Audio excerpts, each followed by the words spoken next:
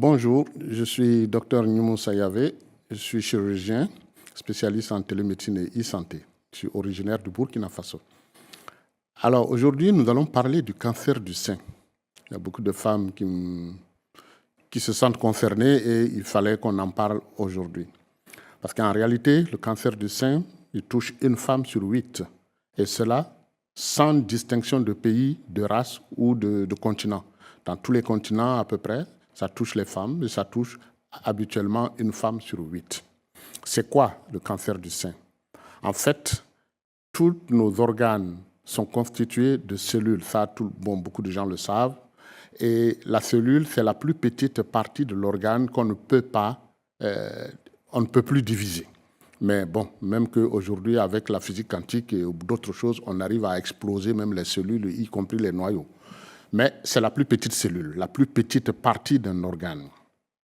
Et il se trouve que, pour une raison qu'on ignore, il peut arriver qu'une des cellules commence à changer. Elle change de forme, elle change de nature et elle change même de fonction. Et ça peut arriver au niveau du sein. Et ça arrive dans le sein d'une femme sur 8. Et cette multiplication se fait de façon incontrôlée dans la glande mammaire. Alors, à ce moment, elle grandit, elle grossit et elle colonise les cellules voisines. Et elle évolue de façon anarchique, occupant l'espace, colonisant l'espace, et elle peut même aller jusqu'à rompre le sein et à aller ailleurs, c'est-à-dire, et là on parlera de métastases parce qu'elles vont dépasser le cadre de la glande mammaire qui est le sein et qu'elle est partie dans le sang en utilisant les voies circulatoires et elle va ailleurs dans le poumon ou dans d'autres endroits et à ce moment on parle de métastase. Alors cette multiplication cellulaire parfois elle n'est pas méchante. On dit qu'elle est bénigne, ça veut dire que ce n'est pas un cancer. Mais parfois, elles sont très, très, très méchantes, elles détruisent tout sur leur passage. Là, c'est un cancer. Et les cancers, les cellules cancéreuses, elles peuvent donc, elles n'ont pas de limite, elles continuent, elles évoluent et elles envahissent le tissu et peuvent aller jusqu'à d'autres endroits. Et à ce moment, ça devient une maladie générale.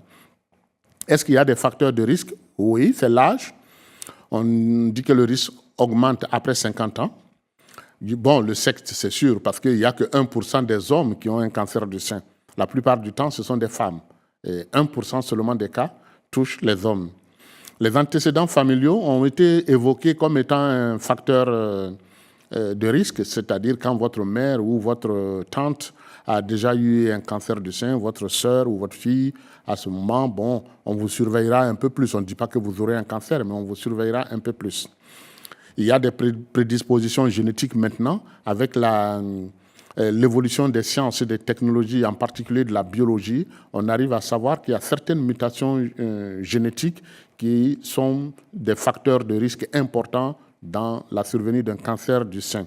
Et puis, il y a également le cycle, les règles précoces ou bien la ménopause tardive a été évoquée également comme un facteur de risque. Il y a des facteurs sur lesquels on peut jouer. Ceux dont je viens de parler, on ne peut pas trop jouer dessus, mais les facteurs ici sont des facteurs sur lesquels on peut jouer. Le tabac et l'alcool, semble-t-il. Le surpoids et l'obésité après la ménopause, c'est un peu difficile d'agir dessus, mais c'est quand même quelque chose qu'on peut faire. Le manque d'activité physique est également un facteur de risque. Et le traitement hormonal de substitution, c'est-à-dire le traitement de la ménopause, quand on le fait de façon très, très, très prolongée, semble-t-il, pourrait être également un des facteurs de survenue d'un cancer du sein. Mais il faut savoir que jusque-là, il n'y a pas un motif évident où on dit une étiologie, c'est dû à ça. Donc ça, c'est les facteurs qu'on connaît, qui reviennent souvent. Et ceux-là, c'est ceux sur lesquels on peut agir avec un mode de vie qui est assez sain. On peut réduire les risques-là. Il y a certains signes qui doivent alerter. C'est une grosseur anormale, une modification de la taille du sein, un écoulement anormal, une rétraction du mamelon ou bien la peau qui est capitonnée comme si c'était une peau d'orange ou même simplement une rougeur qui apparaît sans raison ou une douleur persistante sont des signes qui peuvent alerter, qui font qu'à ce moment, il faudra aller consulter pour voir un médecin pour qu'il puisse éventuellement aller un peu plus loin. Quand on a un de ces risques-là, un risque élevé, qu'est-ce qu'il faut faire? Il y a le dépistage. Dans certains pays, c'est très bien organisé. Par exemple, en France, c'est très bien organisé. Le dépistage, vous recevrez rapidement des informations pour dire d'aller vous faire dépister. Mais si on est un cas suspect, ce dépistage ne s'arrête pas après 50 ans, on peut le commencer dès 30 ans. Et la possibilité même d'organiser des consultations d'oncologie préventive si ce n'est pas, on a juste un cas très très risqué avec un problème familial, génétique et tout ça. On peut commencer le dépistage dès 30 ans et puis avoir une consultation d'oncologie pour cette catégorie de patients. Alors, comment ça se fait le dépistage? Le dépistage, le principe est simple. C'est une mammographie simple. Alors, pendant longtemps, on a dit l'autopalpation, mais avec la mammographie, on détecte des signes qui ne sont pas palpables. Ça se déroule, c'est pas compliqué comme examen. Parfois, on a l'impression que ça peut faire un peu mal, mais c'est quand même un examen simple qui n'est pas compliqué et donc qu'il faut faire régulièrement, surtout quand on a dépassé, quand on atteint les 50 ans, il ne faut pas hésiter pour faire le dépistage du cancer. Son diagnostic, il est fait par biopsie, c'est-à-dire on va aller prélever le morceau qu'on a vu là et on va l'envoyer dans un laboratoire pour que le laboratoire puisse dire s'il est cancéreux ou pas. Et le laboratoire va permettre de déterminer sa taille, sa situation, sa localisation, sa biologie. Et puis, ça donne un diagnostic précis concernant le cancer du sein. Donc, une fois qu'on fait partie de cette catégorie de personnes à risque, on peut se faire dépister. Et si le dépistage donne des indications nécessitant un diagnostic, on pourra faire le diagnostic de précision. Donc, ça, c'est exactement ce qu'il faut en matière de cancer du sein. N'hésitez pas, faites-vous dépister et en cas de dépistage positif avec des facteurs de risque, faites le diagnostic de précision et à partir de là, vous pourrez vous faire prendre en charge par des oncologues en sachant que c'est quelque chose qui se soigne aujourd'hui quand même. On a beaucoup de ressources pour faire face et plus tôt c'est diagnostiqué, plus vous avez de chances de guérir complètement. Donc, il ne faut pas attendre, en particulier au niveau des femmes, il ne faut pas attendre que ça soit gros, qu'il y a un truc vraiment précis. Voilà, concernant le cancer du sein, qu'est-ce que c'est, comment on peut le dépister et comment on peut le diagnostiquer avec précision. Dans la prochaine partie, on va voir qu'est-ce que l'intelligence peut apporter par rapport à ça. Merci. NCA, désormais sur Free. Après son intégration au bouquet Canal+ Afrique, Canal 9 et Canal 573, NCA poursuit son développement et vient d'intégrer le célèbre bouquet Free TV, Canal 426. La chaîne panafricaine renforce ainsi son ancrage aussi bien en Afrique que hors d'Afrique. Le développement de NCA, c'est vous, nos téléspectateurs à travers le monde. NCA, la chaîne panafricaine de référence.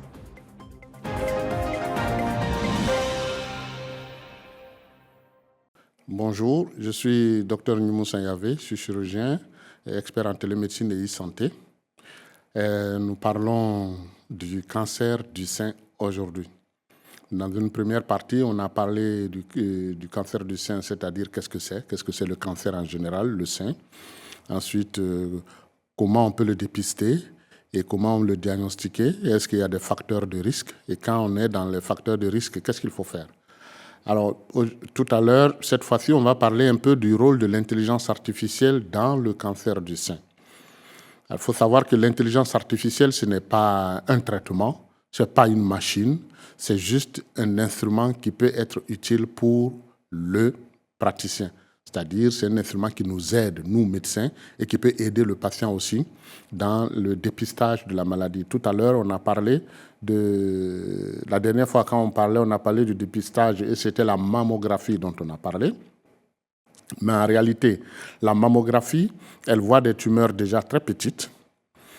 Quand elle fait l'image, le radiologue peut voir cette image petite, il peut la voir et détecter qu'il y a effectivement quelque chose dans le sein.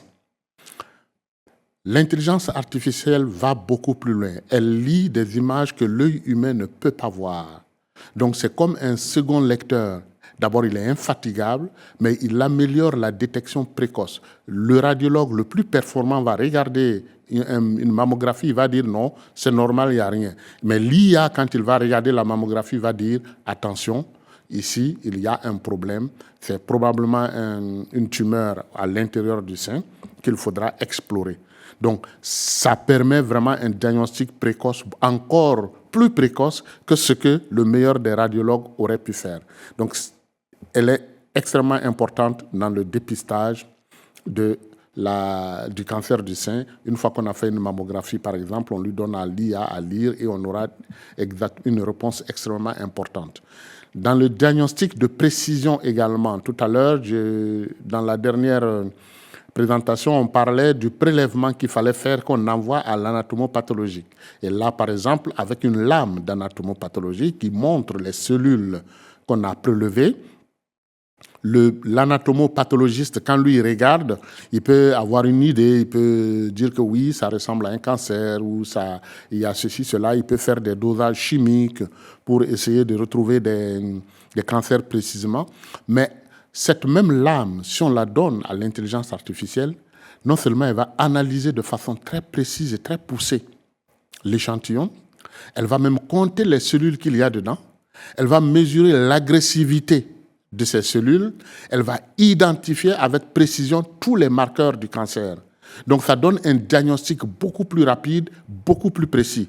Plutôt que d'attendre que l'anatomopathologiste regarde, qu'il fasse l'histochimie, ce qui peut prendre parfois de 10 jours en quelques minutes, l'intelligence artificielle a donné le résultat et un résultat beaucoup plus précis que ce qui est donné par le pathologiste. Donc c'est là où le diagnostic de précision est extrêmement important en matière avec l'intelligence artificielle. Alors, elle apparaît un peu, nous on dit, comme si c'était une boule de cristal. Elle va donc aider à la décision parce que elle comprend, elle lit plus vite que nous, elle pose un diagnostic plus rapide que nous et elle est comme s'il y avait plusieurs spécialistes ensemble qui regardaient les résultats du patient. Ensuite, elle connaît le patient parce qu'on a donné un certain nombre d'informations à l'intelligence artificielle qui lui permet de prédire, de dire, bon, dans cette situation, dans 3 ans, dans 5 ans ou dans combien de temps, voilà ce qui va arriver. Donc, on peut anticiper. Ensuite, ça nous permet, nous, de mettre en place un traitement prédictif. Donc, ce n'est pas un remplaçant du médecin, mais c'est un assistant extrêmement performant pour le médecin. On ne dit pas que c'est infaillible. Elle ne remplace pas le médecin. Elle n'est pas infaillible. Ça dépend de comment l'intelligence artificielle a été entraînée. Et si elle n'a pas été entraînée sur des tumeurs de cancer du sein, elle ne vous servira à rien. Elle va vous induire en erreur d'ailleurs. Mais elle augmente le professionnel en termes de compétences. Elle lui donne du temps et de la certitude dans ses décisions et dans ses soins. Donc c'est là où cette intelligence artificielle est extrêmement importante. Elle nous permet d'avoir une carte d'identité exacte de la tumeur, c'est-à-dire le cancer qu'il y a. Nous, on dit souvent que chacun est malade de sa maladie. Et le cancer qui est chez votre sœur, ce n'est pas forcément le même que celui que vous avez. Vous n'aurez pas forcément le même traitement. Ce n'est pas le même cancer. Peut-être les cellules sont différentes et ce n'est pas la même évolution. Et votre sœur étant différente de vous, chez elle, comment ça va se passer, c'est différent d'un autre. Donc, la place du traitement personnalisé est extrêmement importante. Et ça, c'est l'intelligence artificielle qui va, en permettant de poser un diagnostic précis, de poser un diagnostic évolutif pour nous dire comment ça va évoluer chez vous. À ce moment, on va mettre en place un traitement qui est extrêmement personnalisé. Et c'est pour ça que nous, on dit, ce n'est pas du prêt-à-porter, c'est sur mesure, les traitements du cancer du sein. Elle devient sur mesure avec l'utilisation de l'intelligence. Le bon traitement pour la bonne patiente est exactement au bon moment lorsqu'on utilise l'intelligence artificielle. Voilà en quoi elle sera utile. Donc l'intelligence artificielle sera utile dans le dépistage en nous aidant. Elle sera utile dans le diagnostic de précision et de précision et de prévision nous donnant ce qui va arriver si on ne fait rien et ce qui va arriver si on utilise tel médicament. Il peut même nous définir le traitement qu'il faut mettre en place pour éviter des complications futures. Et ça, c'est toujours valable pour vous et pas pour un autre patient. Un traitement personnalisé. Donc voilà ce qu'on voulait dire là-dessus, où l'intelligence artificielle nous amène, mais l'intelligence artificielle n'est pas une machine, n'est pas un...